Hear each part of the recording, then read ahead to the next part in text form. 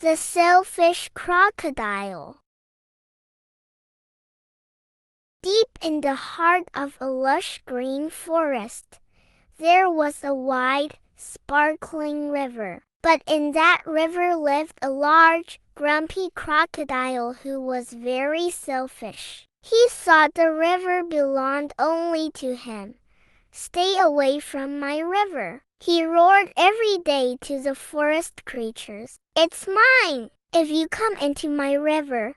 Because of his warnings, no animals dared to drink or bathe there. No fish swam in the river. No tadpoles wiggled in the water, and no crabs or crayfish could be seen. The river was quiet and lifeless. The other animals were too scared to go near, so they walked for miles to find water in other rivers and streams. Meanwhile, the selfish crocodile lay on his back, basking in the sun. One early morning, the peaceful forest was disturbed by a loud, terrible groaning sound. Of his, all the creatures woke up, startled. "What is that noise?" whispered a deer. "Is it the crocodile catching another animal?"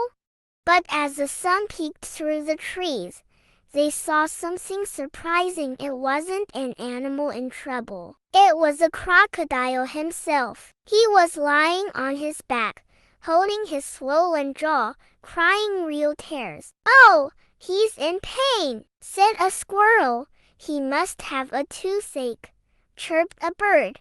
"Maybe he's going to die," grunted a wild pig. "Then it'll finally be safe to go to the river." The animals gathered near the riverbank but kept their distance. They whispered and buzzed in the air, hanging from branches and vines, watching the mighty crocodile groan in agony, but no one dared to help.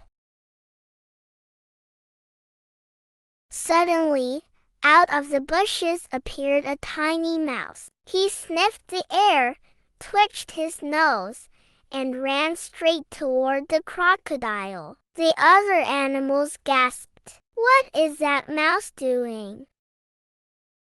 "He's either very brave or very foolish," muttered a monkey. "He's going to get eaten," hissed an iguana.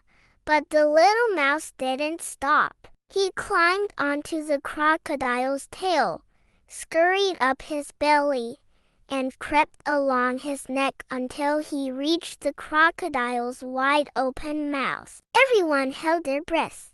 The mouse peeked inside, sniffing carefully. Then he grabbed onto something. He pulled and tugged with all his strength. Finally, he yanked out an enormous, rotten crocodile tooth and carried it on his tiny shoulder. The animals cheered as the mouse climbed down from the crocodile's mouth. The crocodile sat up and smiled for the first time in days. "The pain is gone. I feel so much better." The mouse placed the tooth on the ground and turned to face the crocodile. "It was your bad tooth that was causing all the trouble. Do you want it back?" The crocodile shook his head vigorously. "Oh no, no, no! Get rid of it. And when you're done, come back. I have a gift for you." The little mouse buried the tooth.